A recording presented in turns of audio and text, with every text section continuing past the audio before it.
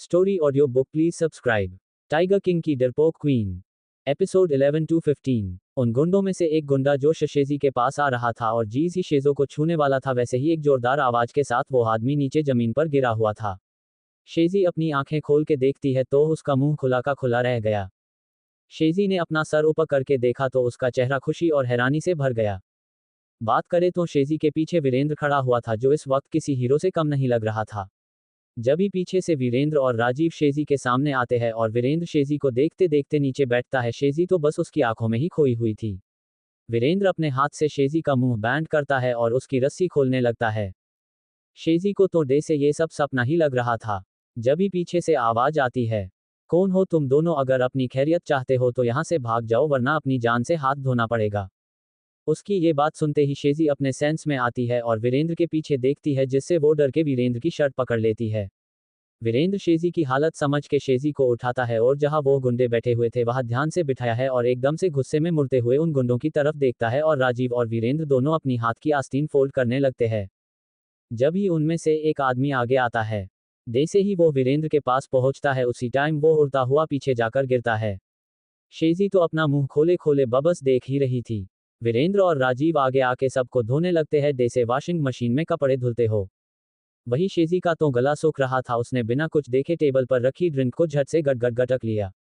शेजी को टेस्ट समझ तो नहीं आ रहा था, पर वो फाइटिंग में इतना खोई हुई थी, उसने बिना ध्यान दिए बियर की आधी बोतल पी ली।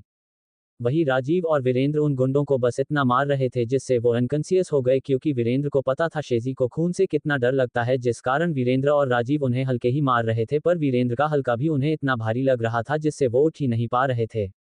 वही शेजी को भी अब नशा होने लगा था। वीरेंद्र और राजीव के गार्ड भी वहां पहुंच चुके थे और उन्होंने उन सब गार्ड्स को पकड़ लिया था। वही वीरेंद्र अपने हाथ साफ करके शेजी के पास पहुंचता है। वो देखता है कि शेजी हेड डाउन करे टेबल पर बैठी हुई थी। वीरेंद्र एक आईब्रो ऊपर चढ़ा के उसे देखता है और उसकी ओर हाथ बढ़ा के उसे हिलाता है। जब ही शेजी अपना सर ऊपर करती है और एक बड़ी सी स्माइल के साथ अपनी नशीली आंखों से उसे देखती है। वीरेंद्र को कुछ समझ नहीं आया। उसने उसे कहा, चलो तुम्हें चलना नहीं है क्या? उसकी बात सुन के शेजी लड़खड़ाते हुए खड़ी होकर वीरेंद्र के गले में अपनी बाहों का हाथ डालते हुए कहती है, हाँ चलिए न, वैसे भी मुझे बहुत भूख लग रही है। उसकी बातों को सुन के वीरेंद्र को समझने में देर नहीं लगी कि शेजी ने ड्रिंक कर ली है। वीरेंद्र कहता है, हाँ चलो मैं तुम्हें बहुत सारा खाना दूंगा। लेकिन शेजी को नहीं जाना था। उसने टेबल पर चढ़ के बैठ गई और उसने रोते हुए कहती है, नहीं मुझे सिर्फ खाना ही नहीं, मुझे चॉकलेट भी चाहिए। शेजी की हरकतें देख के और बातें सुन के वीरेंद्र अपना माथा खुजाने लगता है और कहता है, ठीक है जो तुम कहोगी वही मैं करूंगा, अब खुश? शेजी खुश होके गर्दन हिलाती। जब ही वीरेंद्र कहता है, चलो अच्छे बच्चों की तरह नीचे उतरो, जिस पर शेजी अपनी गर्दन नामे हिलाते हुए कहती है, नहीं मैं नहीं उतरूंगी। और अपनी हाथ फैला के वीरेंद्र को खुद को उठाने का इशारा करती है, जिसे समझ के वीरेंद्र शेजी को अपनी गोद में उठा लेता है, जैसे किसी ब्राइडल को उठाते हो। वही राजीव और बाकी के लोग तो अपना मुंह खोले वीरेंद्र को ऐसे देखते हैं जैसे कोई आठवां अजूबा या एलियन को देख लिया हो। जब ही वीरेंद्र जाते हुए अपनी कड़क आवाज में कहता है, तुम लोगों को चलना है या यही रुकना है? जिसे सुन सब लोग अपने सेंस में आते हैं और जल्दी से एक्शन में आते हैं और वहां से निकलते हैं। वही शेजी वीरेंद्र की गोद में खूब मस्ती कर रही थी, उसके बालों से खेल रही थी। वीरेंद्र एक नज़र शेजी की तरफ देख के उसके चेहरे पर भी स्माइल आ जाती हैं। वीरेंद्र शेजी को ध्यान से कार में बिठा के खुद कार ड्राइव करने लगता है। वही शेजी वीरेंद्र की तरफ देख के उसको बोलती हैं, सुपरमैन आप इतने हैंडसम क्यों हो? जिसे सुन वीरेंद्र बिना शेजी की तरफ देखे कहता है, खुद पता कर लो। उसकी बात सुन के शेजी अपनी सीट से उठ के जाके वीरेंद्र की तरफ मुंह करके उसकी गोद में चके बैठ जाती हैं। वीरेंद्र ये सब देख के हैरान हो जाता है। जितना ध्यान उसका शेजी पर था उतना ही ध्यान उसका ड्राइविंग पर भी था। वीरेंद्र को अपने चेहरे पर शेजी की गर्म सांसें महसूस हो रही थी। वही शेजी भी वीरेंद्र के चेहरे को करीब से एनालाइज कर रही थी। शेजी वीरेंद्र के चेहरे पर उंगली चल के कहती हैं, आपका सब कुछ ही अच्छा है। ये कहते कहते उसकी उंगली उसके होठों तक पहुंच जाता है और शेजी धीरे धीरे वीरेंद्र के लिप्स की तरफ आने लगती हैं। वीरेंद्र भी शेजी की इतनी करीबी से मदहोश होता जा रहा था, उसे समझ नहीं आ रहा था आखिर उसके साथ हो क्या रहा है। वीरेंद्र अब खुद को कंट्रोल नहीं कर पा रहा था। उसने जल्दी से एक हाथ शेजी की गर्दन में डाला और उसे अपनी तरफ खींच के जल्दी से उसे किस करने लगता है और उसकी सॉफ्ट किस धीरे धीरे पैशनेट किस में बदल जाती है। वही शेजी को नशे में होने के कारण कुछ समझ तो आ नहीं रहा था, बस वो वही सब करे जा रही थी जो वीरेंद्र कर रहा था। वहीं जब वीरेंद्र को महसूस होता है कि शेजी को सांस नहीं आ रही है तो वो उसे छोड़ देता है। शेजी भी मदहोश वीरेंद्र के कंधे पर गिर जाती है और लंबी लंबी सांस लेने लगती है। वीरेंद्र को अब एहसास हो रहा था कि उसने क्या कर दिया, लेकिन वो कुछ रिएक्ट न करके शेजी की कमर को सहलाने लगता है, जिससे शेजी को थोड़ा आराम मिलता है और शेजी को वीरेंद्र के कंधे पर सर रखे रखे सो जाती है। वीरेंद्र को उसके गर्दन पर अब गर्म सांसें महसूस हो रहा थी, जिससे वीरेंद्र को समझने में देर नहीं लगती कि शेजी सो चुकी है। वीरेंद्र शेजी को अपने विला में ले जाता है और ओझल पहले से ही वहां बैठे बैठे रोए जा रही थी। जीज ही ओझल वीरेंद्र की बाहों में शेजी को निढाल पड़े देखती है तो वो चौंक जाती है और भागते हुए वीरेंद्र के पास जाके उससे पूछती है क्या हुआ इसे, ये ठीक तो है ना। जिस पर वीरेंद्र हाँ में गर्दन हिला के आगे जाने लगता है और राजीव को कुछ इशारा करके चला जाता है। वीरेंद्र शेजी को अपनी बाहों में उठाए अपने कमरे तक ले जाता है और कमरे में आने के बाद वे अपने बेड की तरफ बढ़ता है और शेजी को बड़े आराम से बेड पर लिटा देता है। वही शेजी भी नींद और नशे में चूर नींद में भी कुछ बड़बड़ाए जा रही थी जो कि वीरेंद्र को समझ नहीं आ रही थी। वीरेंद्र शेजी की हरकतों को नजरअंदाज कर जाने के लिए मुड़ता है। जब ही शेजी वीरेंद्र का हाथ पकड़ लेती है और अनएक्सपेक्टेड अचानक वीरेंद्र को अपनी तरफ खींच लेती है, और क्योंकि ये सब एकाएक हुआ था वीरेंद्र को भी कुछ समझ नहीं आया और वो शेजी के ऊपर जा गिरा। शेजी ने वीरेंद्र को बहुत कस के पकड़ रखा था, जिस कारण वीरेंद्र को उससे छुटने में थोड़ी मेहनत करनी पड़ रही थी, लेकिन उसकी इस मेहनत के चक्कर में वीरेंद्र शेजी के और करीब जाता जा रहा था। वीरेंद्र को यह एहसास होता है और वो शेजी को करीब से देखने लगता है।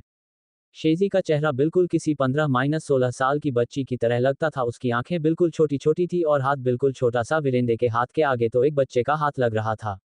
वीरेंद्र शेजी को देख के हंस देता है और अपने मन में ही कहता है ये नाजुक सी चिड़िया कहाँ एक शेर के पिंजरे में आ गई है। मैं तुम्हें खुद से जितना दूर रखने की कोशिश करता हूँ तुम उतने मेरे करीब आ जाती हो। क्यों करती हो तुम ऐसा? अगर मेरा दिल तुम पर आ गया तो तुम्हें मेरे पिंजरे से कोई आज़ाद नहीं कर पाएगा, खुद तुम भी नहीं, इसलिए दूर रहो मुझसे। वीरेंद्र मन में जो भी सोच रहा था उसका असर उसके बाहर भी दिख रहा था। अब उसके भाव बिल्कुल कठोर और सीरियस हो चुके थे। वीरेंद्र बड़े आराम से शेजी की बाहों से खुद को छुड़ाता है और शेजी को ब्लैंकेट उड़ा के वॉशरूम में चला जाता है। वही शेजी भी एक प्यारी सी मुस्कुराहट के साथ करवट लेती, जैसे शेजी जो रियल में कर रही थी वो सपने में भी इमेजिन कर रही हो। दूसरी तरफ ओझल किसी के पीछे चल रही थी। शायद ये और कोई नहीं राजीव है जो ओझल को उसके रूम तक लेके जा रहा था। ओझल सर झुकाए उसके पीछे चल रही थी, लेकिन वो अभी इसलिए चुप थी क्योंकि जब शेजी खोई थी तब ओझल राजीव से हेल्प मांगने से पहले उसके गले लग गई थी और रोई भी थी। इसी कारण ओझल की हिम्मत नहीं हो रही थी कि वो राजीव से नजरें मिलाएं। वही राजीव भी ओझल को और एम्बेरेस नहीं करना चाहता था, इसलिए वो भी उसकी तरफ नहीं देख रहा था। राजीव ओझल को रूम के अंदर छोड़ के जा ही रहा था जब ही ओझल उसे आवाज लगती है, जिसे सुन राजीव जल्दी से पलट जाता है। ओझल ने पर राजीव को नहीं देख रही थी। ओझल नजरें झुकाए कहती है मुझे माफ कर दीजिएगा, मैंने आपको आपकी बिना परमिशन के हक किया। वही राजीव मन में कहता है ये लड़की पागल है क्या, मैं तो और चाहता हूँ कि ये मुझे 3-4 बार और ऐसे ही गले लगा ले। और ये सोचते हुए राजीव के चेहरे पर बड़ी सी स्माइल आ जाती है जो कि राजीव को तो पता नहीं चलती लेकिन ओझल को दिख जाती है। ओझल उसे स्माइल करता देख अपनी कमर पर हाथ रख के कहती है आपको उसका बुरा नहीं लगा जो आप मुस्कुरा रहे हैं। ओझल की ये बात सुनते ही राजीव होश में आता है और ओझल को गुस्से वाले मोड पर देख के अपनी हरकत पर पछताता है और जल्दी से बात बदल कर कहता है नहीं नहीं ऐसी कोई बात नहीं है, मैं तो कुछ और सोच रहा था। तुम क्या कह रही थी, जरा दोबारा बताओगी? ओझल ये सुन के हक्की बककी रह जाती है और कहती है मतलब आपने अभी तक मैंने जो कहा नहीं सुना? जिस पर राजीव कहता है बिल्कुल नहीं, दोबारा बताओ। जिसे सुन ओझल नामे गर्दन हिलाती है और कहती है मुझे नींद आ रही है, आप जाए। जिसे सुन राजीव मुंह बनाता हुआ मन में बड़बड़ाता है बोल तो ऐसे रही है जैसे मैं मरा जा रहा हूँ, इसके पास रहने के लिए हूँ। और ये कहते हुए राजीव पीछे मुड़ के दरवाजे की ओर बढ़ जाता है। वही ओझल भी मन ही मन राजीव के एक्सप्रेशन देख के हंस रही थी। ओझल को बहुत नींद आ रही थी, वो सब इग्नोर करके जैसे ही बेड पर गिरी उसके 5 मिनट बाद ही उसे नींद आ गई।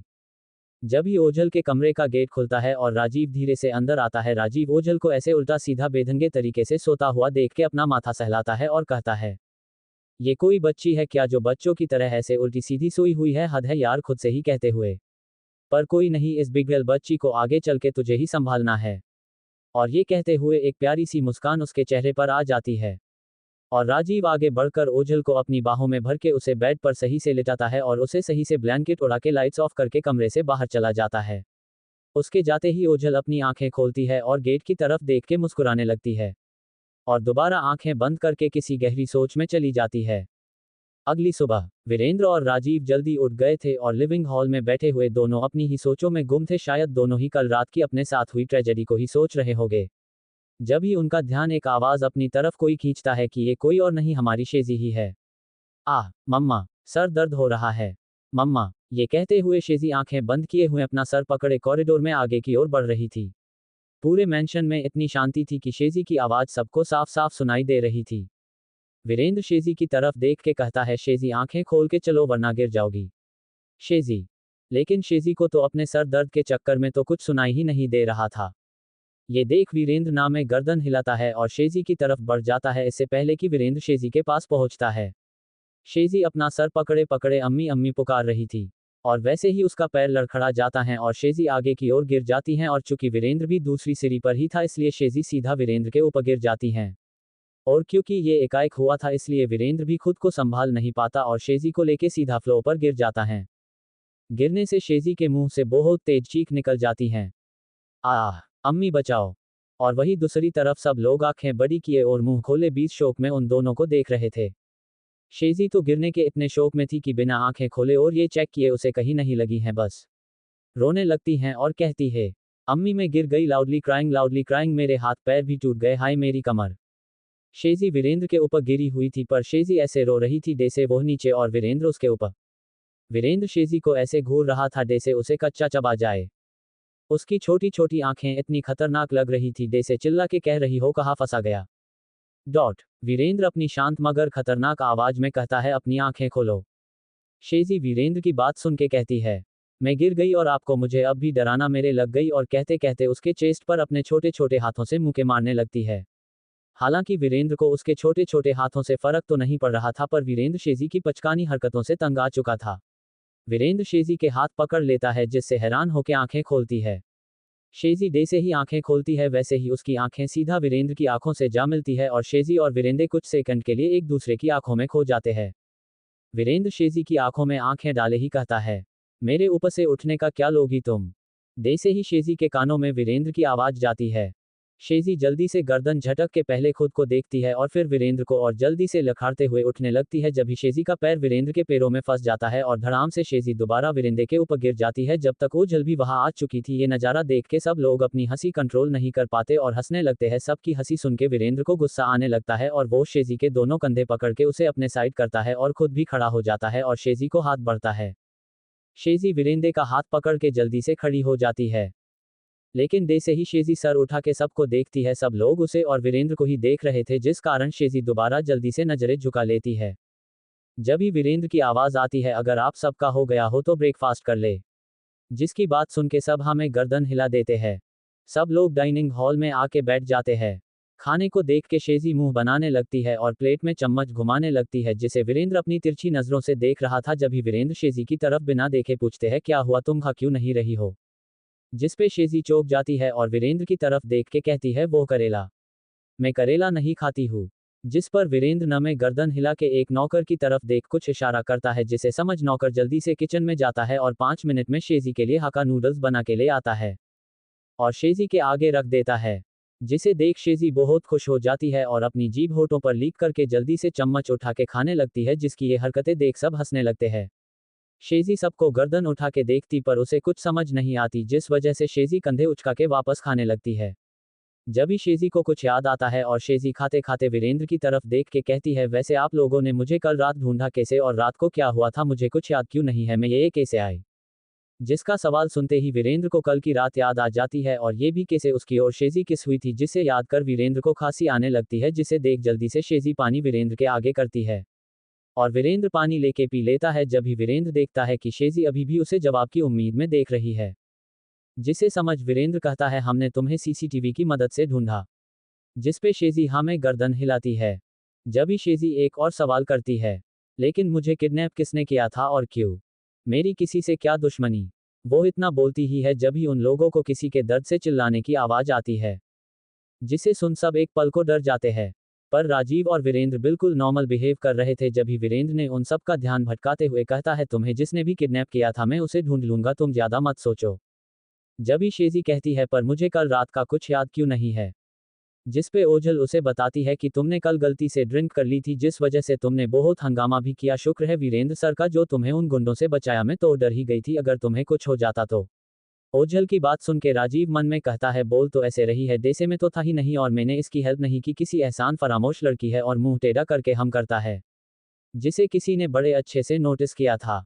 जिसपे शेजी हाँ में गर्दन हिलाती है। कुछ देर बाद सबका ब्रेकफास्ट हो जाता है और सब लोग हॉल में आ जाते हैं। जब ही ओझल कहती है अब हमें घर जाना चाहिए, क्योंकि शेजी के घर वालों को ये पता था कि शेजी ओझल के घर पर है और ओझल के घर वालों को ये पता था कि ओझल शेजी के घर रुकी हुई है। ओझल की बात सुन के सब हमें गर्दन हिलाते हैं, लेकिन राजीव का मन नहीं था उन्हें इतनी जल्दी भेजने का। पर वो कुछ कर भी नहीं सकता था, इसलिए वो भी एग्री हो जाता है, जिसपे वीरेंद्र ओझल की तरफ देख के कहता है राजीव तुम्हें छोड़ देगा। जिसपे सभी हमें गर्दन हिलाते हैं और शेजी और ओझल वीरेंद्र को बाय कह के बाहर चली जाती हैं। वीरेंद्र भी उन्हें बाहर जाता हुआ देख रहा था। शेजी और ओझल के जाते ही वीरेंद्र के एक्सप्रेशन एकदम सख्त हो जाते हैं। शेजी अपनी ही सोच में खोई हुई थी। शेजी ना चाहते हुए भी वीरेंद्र के बारे में सोच रही थी, मगर वीरेंद्र का तो कुछ और ही चल रहा था। चलिए देखते हैं। एक कमरे में कई सारे लोगों के चिल्लाने की आवाज आ रही थी। वो लोग अपनी जान की भीख मांग रहे थे। वही उन सबका ध्यान एक जोरदार आवाज अपनी ओर खींचती है। जब ही उन्हें एक आदमी चलता हुआ नजर आ रहा था, जिसके पीछे से एक एक करके 3 टाइगर सामने निकल के आते हैं। जब वो आदमी थोड़ी रोशनी में आता है तो सब देख के डर जाता है। इस वक्त टाइगर किंग अपने असली रूप में था और उसके साथ 3 टाइगर, जो उसे और भी खतरनाक लग रहा था। वीरेंद्र की आंखें लाल हो रही थी। वीरेंद्र उन सब आदमियों के सामने एक बड़े से सोफे पर बैठ जाता है और उसके 3 टाइगर उसके इर्द गिर्द बैठ जाते हैं। वीरेंद्र अपनी गन सामने टेबल से उठाता है और उसे प्यार से सहलाने लगता है। वही एक गार्ड सामने आकर कहता है बॉस, इन्हें शेखावत ने कहा था उन्हें किडनैप करने को। वही कोने पर एक कुर्सी में एक आदमी बैठा था और उसके आगे कुछ पेपर्स रखे हुए थे। वो आदमी बार सामने देख रहा था और अपने रुमाल से अपना पसीना साफ कर रहा था। हालांकि मौसम तो ठंडा था, पर फिर भी उस आदमी को पसीने आ रहे थे। देखने से तो ऐसा लग रहा था जैसे वो आदमी कोई बिजनेसमैन हो। चलिए देखते हैं आगे हमें क्या करना है इसका। वीरेंद्र अपनी गर्दन को बड़े प्यार से सहलाता है और उसे सबसे पहले उस आदमी की तरफ कर देता है जो कोने में बैठा था। जैसे ही वो आदमी उस गन को अपनी तरफ देखता है, उसके छक्के छूट जाते हैं और आंखें बाहर आने को होती है।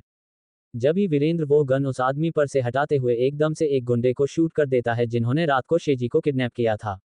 ये वही इंसान था जो शेजी को छूने वाला था। शूट करते ही वीरेंद्र जोर जोर से हंसने लगता है। उसे देख ऐसा लग रहा था जैसे कोई साइको हो। उसकी इतनी डरावनी हंसी देखते ही वो बिजनेसमैन जल्दी से जमीन की पावर ऑफ अटॉर्नी के पेपर्स पर साइन कर देता है, जिसे देख सब गार्ड और राजीव शौक हो जाते हैं, क्योंकि इस आदमी को कब से डरा धमका रहे थे पर उसने साइन नहीं किया था। लेकिन अब उसने बिना कुछ कहे बस टाइगर किंग को देखते ही साइन कर दिया। राजीव भी वीरेंद्र को ऐसे देख के अपने पसीना साफ करने लगता है जो उसके माथे पर आ रहा था। टाइगर किंग अपनी भारी और खतरनाक आवाज में कहता है इन सबको मेरे टाइगर्स को दे दो, वो खुद देख लेंगे इनका क्या करना है, और शेखावत पर नजर रखो। इतना बोल के वीरेंद्र दे से ही मुड़ा। वैसे ही वो आदमी टाइगर किंग के पैरों में गिर गया और उससे हाथ जोड़ के बोला प्लीज सिर मुझे जाने दीजिए, अब तो मैंने साइन भी कर दिए हैं, मेरे छोटे छोटे बच्चे हैं, प्लीज मुझे छोड़ दीजिए प्लीज। उसकी बात सुन के वीरेंद्र तिरछी नजरों से राजीव को देख के 2 उंगलियां हिला के कुछ इशारा करता है और वहां से चला जाता है। वो आदमी रोने लगता है जब टाइगर किंग चला जाता है। वही राजीव आगे आता है और उस आदमी को गार्ड्स को दे के कहता है इसे इसके घर छोड़ दो। और उस आदमी को एक धमकी भरे लुक में कहता है अगर तुमने ये बात पुलिस या किसी और को बताया तो अगली बार उस आदमी की जगह तुम पड़े होगे। जिसे समझ वो आदमी जल्दी से डर के मारे अपनी गर्दन हमें हिलाने लगता है। वही वीरेंद्र अपने रूम की तरफ बढ़ जाता है। वीरेंद्र जैसे ही अपने कमरे में आता है उसकी आंखें बंद हो जाती है और उस कमरे में फैली खुशबू को महसूस कर रहा था। शायद से वो खुशबू शेजी की थी। शेजी का एहसास महसूस करके वीरेंद्र के चेहरे पर एक छोटी सी मुस्कान आ जाती और वीरेंद्र उस मुस्कान को गायब करके वॉशरूम की तरफ बढ़ जाता है। वही दूसरी तरफ शेजी को उसके घर छोड़ने के बाद राजीव ओझल को उसके घर छोड़ने निकल जाता है। गाड़ी में बिल्कुल सन्नाटा था, दोनों कुछ बोलने से भी डर रहे थे। जब ही राजीव फ्रंट शीशे में देखता है तो उसकी आंखें ओझल की आंखों से जा मिलती है। जब ही बिना समय गंवाए राजीव ओझल से पूछता है क्या तुम कल मेरे साथ डिनर पर चलोगी, और ये बोलते ही राजीव आंखें जल्दी से चुराने लगता है। वही ओझल भी अभी भी आंखें बड़ी बड़ी करके उसे ही देख रही थी। उसे अब भी यकीन नहीं हो रहा था कि उसने जो सुना वो सच था या झूठ। शेजी दोबारा हिचकिचाते हुए राजीव से बोली आपने क्या बोला, शायद मैंने कुछ गलत सुन लिया। जब ही राजीव उसकी बात सुन के अपना सर पिट लेता है और गाड़ी रोक के ओझल की तरफ मुड़ के कहता है तुमने कुछ गलत नहीं सुना, मैंने कहा क्या तुम कल मेरे साथ डिनर पर चलोगी।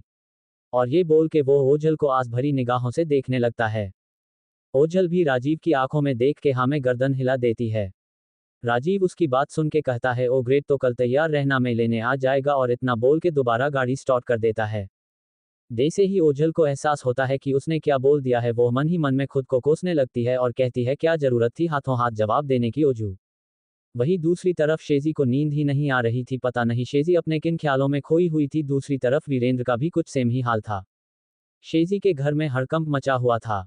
कोई चिल्ला रहा था, अम्मी नाश्ता दे दीजिए, देर हो रही है। वही शेजी के पापा, अरे रुबाना मेरी घड़ी कहाँ है और पर्स भी नहीं मिल रहा।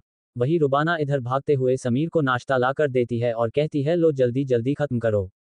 और भागते हुए समीर के पापा के पास जाती है और कहती है ओहो, आपको भी आंखों के सामने पड़ी चीज नहीं दिखती।